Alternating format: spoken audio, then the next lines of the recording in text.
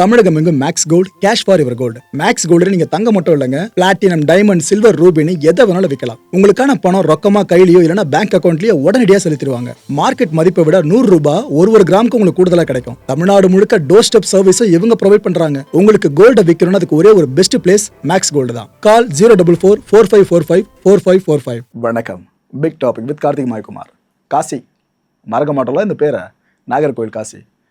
அவன் எதிர்பார்க்காத ஒரு விஷயம், ஆனால் இப்போ நாம் எதிர்பார்த்த ஒன்று நடந்திருக்கு. சாவு வரைக்கும் அவனை ஜெயிலே கடன்ட்டு இப்போ அந்த முந்தைய தீர்ப்பை அப்படியே கன்ஃபார்ம் பண்ணி வச்சுருக்காங்க கோர்ட்டில். இதை பற்றி தான் முழுக்க முழுக்க பார்க்க போகிற நிகழ்ச்சியில் போகலாம். வீட்டில் வளர்த்த கண்ணுக்குட்டி ரோட்டுக்கு தான் போவேன்னா ரோட்டில் லாரியில் அடிபட்டு சாக தான்.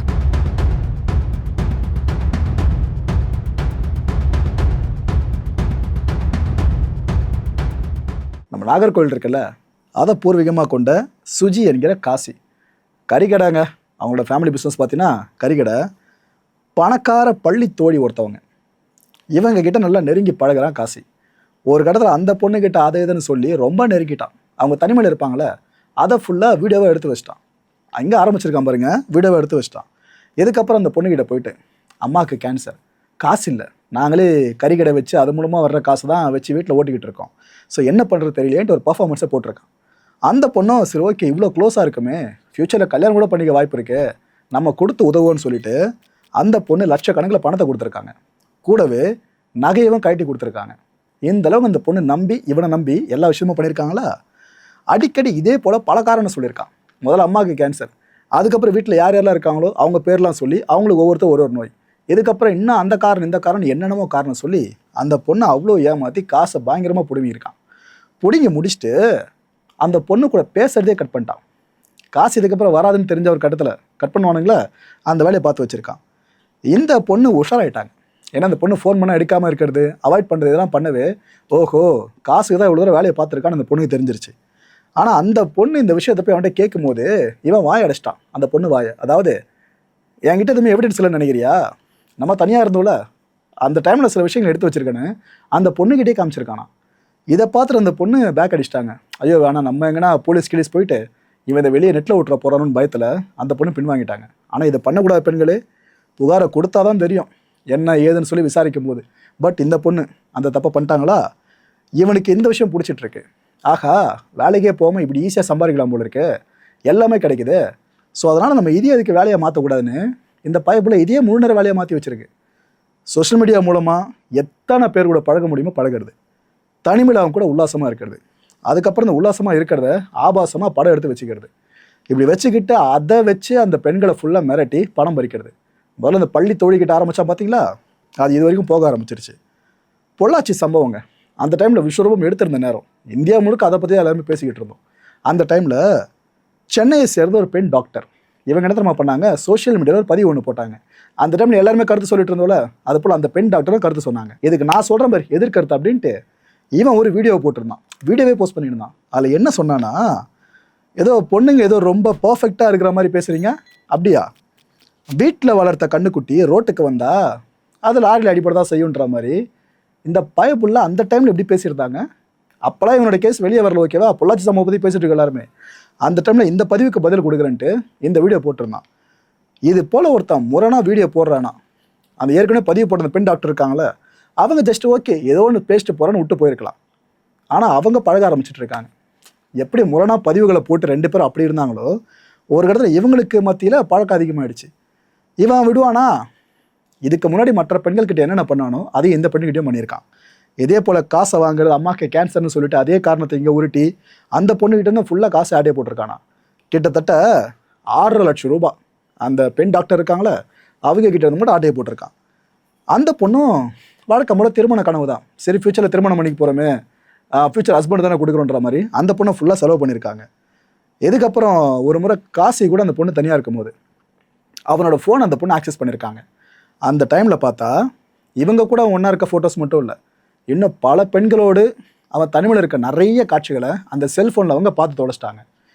பார்த்ததும் அவங்களுக்கு தெரிஞ்சிருச்சு, ஆஹா இவனுக்கு இதுதான் வேலை போல இருக்குது அப்படின்ட்டு அந்த பொண்ணு அப்படியே இவங்கிட்ட வந்து நெருங்க ஆரம்பிச்சிட்டாங்க, இவன் வேணாம் அப்படின்னு.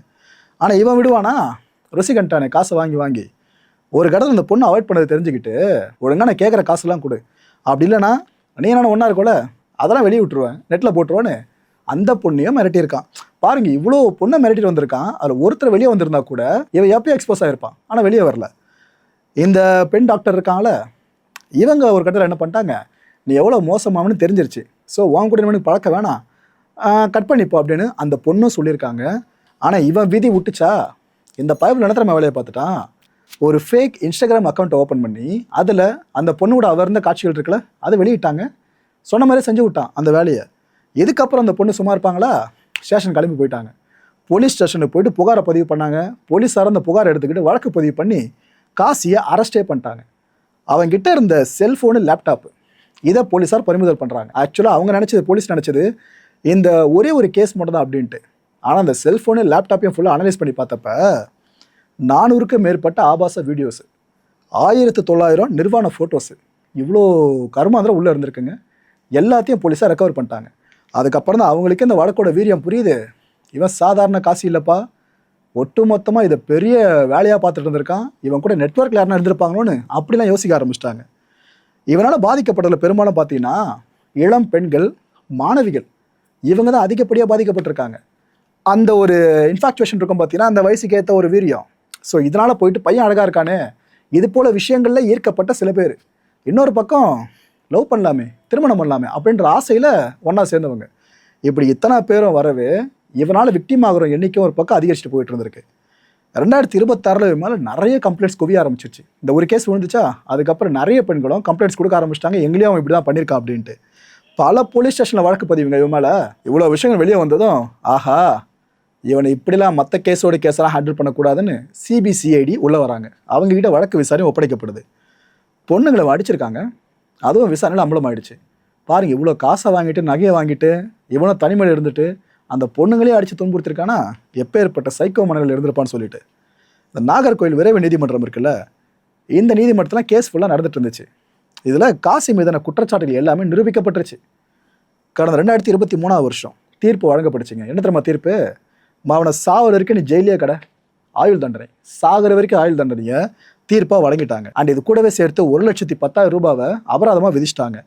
பாளையங்கோட்டை ஜெயிலில் காசி அடைச்சதுக்கப்புறம் அவன் உள்ள கம்பி எண்ண ஆரம்பித்தான். ஆனால் இவனை பற்றி இன்னொரு விஷயமா சொல்கிறேன். இப்படி பெண்கள் கிட்டேருந்து ஆட்டையை போடுறது மட்டும் இல்லை, இவ்வளோ ஆட்டையை போடுற காசை கந்து வட்டி கொடுவான். அது மூலமாக வர்ற இன்ட்ரெஸ்ட்டு, கட்டுக்கட்டாக பணத்தை வச்சு வீடியோலாம் போட்டிருக்காங்க, ஞாபகம் இருக்கா? அந்த டைமில் எல்லாம் பார்த்துருப்பீங்களே, அதெல்லாம் இப்படி வந்த காசு தான். மிரட்டி பணம் பறிச்சது ஒரு பக்கம், கந்து வட்டியில் காசு பார்த்தது இன்னொரு பக்கம். இப்படி பல வழக்குகள் அவன் மேலே இருக்குது மக்களே. இப்படி தனித்தனியாக ஒவ்வொரு கேஸ் சார்ந்து அவனுக்கு சிறை தண்டனை யோசிச்சு பாருங்க. இவன் லைஃப் ஸ்பேன் முடிஞ்சு இதுக்கப்புறம் இன்னொரு ஜென்மம் எடுத்து வந்து அது வரைக்குமா ஃபுல்லாக அனுபவிக்கணும் சிறை தண்டனையும். அவ்வளோ கேஸு. மதுரை ஹைகோர்ட்டில் காசி அப்பீலுக்கு போனான் தெரியுமா? என்னத்துக்கு? இது போல் எனக்கு சாவர வரைக்கும் ஆயுள் தண்டனை சொல்லிட்டாங்க, இது சரியில்லைன்ற மாதிரி சொல்லி அப்பீலுக்கு போயிருக்கான். நீதிபதிகள் ஆனந்த் வெங்கடேஷ் அண்ட் ராமகிருஷ்ணன் இவங்க அமர்வு தான் விசாரித்தாங்க. நேத்தைக்கு இந்த விசாரணை முடிஞ்ச கையோடு அதிரடி உத்தரவு பிறப்பிச்சிருக்காங்க இந்த பெஞ்சு. என்ன தெரியுமா சொல்லியிருக்காங்க? திட்டமிட்ட காதல் மோசடிக்கு ஒரு சிறந்த உதாரண வழக்குன்னு பார்த்தீங்கன்னா இதுதான் சொல்லியிருக்காங்க. மனுதாரரே இவன் தான், ஆனால் தீர்ப்பு ஒட்டுமொத்தமாக இவனுக்கு எதிராக தான் அமைஞ்சிருக்கு. ஸோ இது அப்பேற்பட்ட வழக்கு. பெண்களோட நம்பிக்கை அண்ட் அவங்க நம்பி பழகுறாங்களே, இது எல்லாத்தையும் தனக்கு சாதகமாக்கி அவங்களோட உணர்வுகளை கொஞ்சம் கூட மதிக்காமல் அதையும் தனக்கு சாதகமாக மாற்றி பாலியல் துன்புறுத்தலை இவன் ஈடுபட்டிருக்கான். பெண்களை வேட்டையாடுற ஒரு பாலியல் குற்றவாளி தான் இந்த நபர்னு சொல்கிறாங்க, இந்த பெஞ்சே சொல்கிறாங்க. கீழ்கோர்ட்டு விதித்த தண்டனை இருக்குல்ல, இதை நாங்களும் உறுதி செய்கிறேன்ட்டாங்க. என்ன அர்த்தம் இதுக்கு? அவனை சாவ வரைக்கும் ஜெயிலே கடை, இதாவதுக்கு அர்த்தம். இந்த பாலியல் துன்புறுத்தல் சார்ந்த வழக்குகள் இருக்குல்ல, இதை ஹேண்டில் பண்ணுற அஃபிஷியல்ஸாக இருக்கட்டும், அது கோர்ட்டுக்கு வர்றப்ப அதை பார்க்குற சிலராக இருக்கட்டும், நானாக இருக்கட்டும், இட் மீன்ஸ் ஜட்ஜஸாக இருக்கட்டும், எல்லாருமே அந்த காட்சிகளை பார்க்குறோம். எவ்வளோ மோசமான ஒரு மனுஷன் அப்படின்றத ஒரு கேஸ்லையும் பார்க்குறோம். அந்த காட்சிகளை பார்க்க பார்க்க ஒரு மாதிரி இருக்கவங்க எல்லாருக்குமே ரொம்ப ரொம்ப மோசமான நடத்தை, மனுஷனோட நடத்தை அந்த காட்சிகள் மூலமாக வெட்ட வெளிச்சமாகும். அவ்வளோயா? இந்த காசி வழக்கு இருக்குல்ல, இதை விசாரித்தது ஒரு பெண் போலீஸ் தான். அப்போ அவங்க எவ்வளோ முறை எவிடன்ஸ்லாம் திருப்பி திருப்பி பார்த்துருக்கணும், அவங்க மனசு எந்தளவுக்கு பாதிக்கப்பட்டிருக்கும். ஸோ திரும்ப திரும்ப இது போல் காட்சிகளை பார்க்கறதால உளவியல் பாதிப்பு ஏற்படும்னு அந்த பெஞ்சு சொல்லியிருக்கு. நீதிபதிகள் இப்போ சொல்லியிருக்காங்க. இதுக்கான பயிற்சியின் மூலமாக அதிகாரிகள் நம்ம பாதுகாத்தாகணும். சமூக வலைதளங்களில் இந்த காலகட்ட இளம் தலைமுறையினர் இருக்காங்களே, இவங்கெல்லாம் எச்சரிக்கையாக இருக்கணுங்க. ஏன்னா இது போல் நபர்கள் நிறைய பெருகிறாங்க, எச்சரிக்கையாக இருக்கணும். அந்தரங்கம் அப்புறம் உங்களோட கண்ணியம் இதை பாதுகாக்கணும்னு இந்த கோர்ட்டு கேட்டுக்குதுன்னு அவங்க ரெக்வஸ்ட்டை முன் வச்சுருக்காங்க மக்கள்கிட்ட. நீதிபதிகள் இந்த வழக்கை தாண்டி இவ்வளோ விஷயங்கள் பேசியிருக்காங்கன்னா அப்போ இந்த வழக்கு விசாரணை அவங்களுக்கு எவ்வளோ தாக்கத்தை கொடுத்துருக்கோம், அந்த எவிடன்ஸை பார்க்குறப்ப அவங்க மனசு எவ்வளோ வலிச்சிருக்கும் பாருங்க. ஏன்னா எல்லார் வீடுகளையும் பெண் பிள்ளைகள் இருக்காங்கள, அந்த ஒரு ஆதங்கம் தான் நீதிபதி வரைக்கும் பார்க்க முடியுது. ஆக்சுவலாக இந்த வழக்கோட தீர்ப்பு இருக்குல்ல, இதை தமிழ், இங்கிலீஷ், ஹிந்தின்னு 3 லாங்குவேஜஸில் இப்போ வெளியிட்டிருக்காங்க. இது ஆக்சுவலாக உயர்நீதிமன்ற மதுரை கிளையே போட்ட உத்தரவின்படி தான் வெளியிடப்படுது. இந்தியாவில் இருக்க ஒட்டுமொத்த சைபர் கிரைம் டிபார்ட்மெண்ட்ஸ் இருக்குல்ல, அவங்களுக்கெல்லாம் இந்த தீர்ப்பு ஃபார்வர்டும் பண்ணப்படுது. ஏன்னா முதல்ல சொன்ன ஜட்ஜி சொன்ன விஷயம், இது ஆக்சுவலாக ஒரு உதாரண வழக்குன்னு சொன்னாங்களே, அது காரணம் இதுதான். திமுக எம்பி கனிமொழி அவர்கள் அவங்க இப்போ என்ன சொல்கிறாங்க, ஏங்க வரவேற்புக்குரிய தீர்ப்புனா இதாங்க, அவ்வளோ ஒரு பெஸ்ட் தீர்ப்பை வழங்கியிருக்காங்க. டிஜிட்டல் யுகத்தில் பெண்களுக்கு எதிராக வன்கொடுமைகள் தினமும் நடந்துக்கிட்டு இருக்கு. இந்த தீர்ப்பு குற்றவாளிகளுக்கு ஒரு முக்கியமான பாடமாக அமையும்னு சொல்லியிருக்காங்க. ஆனால் என்னோட தனிப்பட்ட கருத்து கேட்டிங்கன்னா, நிறைய பெரிய பெரிய கொடிய செயல்கள் செஞ்சு மரண தண்டனை வரைக்கும் ஃபேஸ் பண்ணுவானுங்களே, அவனை என்னைக்கு அதோடு முடிஞ்சிச்சுன்னு நினைக்கிறீங்களா?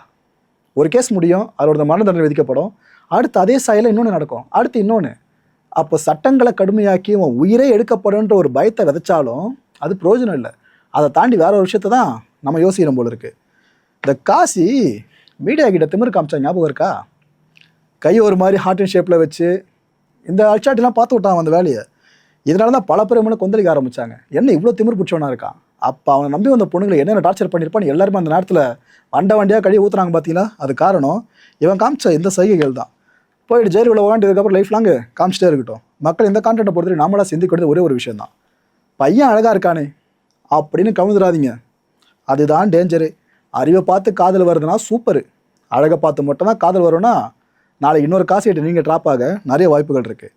வாழ்க்கை அலங்குளம் ஆடுங்க, அதை மட்டும் மைண்டில் வச்சுங்க.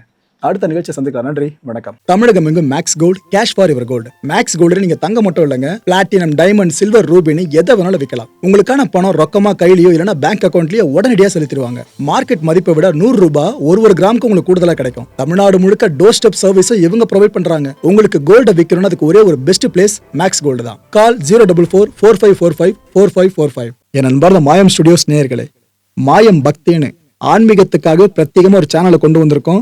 மறக்காம சப்ஸ்கிரைப் பண்ணி அந்த சேனலுக்கு உங்களோட ஆதரவை மனப்பூர்வமாக தெரிவிங்க. வணக்கம் மாயம் ஸ்டுடியோஸ் நண்பர்களே. மாயம் ட்ரெண்ட்ஸ் அப்படின்ற ஒரு புதிய ஃபேஸ்புக் பேஜை ஓப்பன் பண்ணியிருக்கோம். நீங்கள் யூடியூப்பில் பார்த்துட்டு இருக்கீங்களா நம்மளோட கான்டென்ட்ஸ்லாம், இதெல்லாம் விட ஒரு படி மேலே ரொம்ப கிறிஸ்பாகவும் ரொம்ப சூப்பராகவும் நிறைய கான்டென்ட்ஸ் உங்களுக்கு இந்த பேஜில் காத்துட்ருக்குங்க. ஸோ உடனடியாக ஃபேஸ்புக் பிளாட்ஃபார்ம் போங்க, மாயம் ட்ரெண்ட்ஸ்னு டைப் பண்ணி சர்ச் பண்ணி நம்ம பேஜை ஃபாலோ பண்ணுங்கள். அப்படியே நம்ம சேனலையும் நீங்கள் சப்ஸ்கிரைப் பண்ணிட்டீங்க அப்படின்னா இன்னும் நிறைய புது கான்டென்ட்ஸை உங்களுக்காக ப்ரொடியூஸ் பண்ணி கொடுத்துக்கிட்டே இருப்பாங்க. நீங்கள் பண்ணுற ஒவ்வொரு சப்ஸ்கிரிப்ஷனும் எங்களுக்கு பெரிய மோட்டிவேஷனாக அமையும்.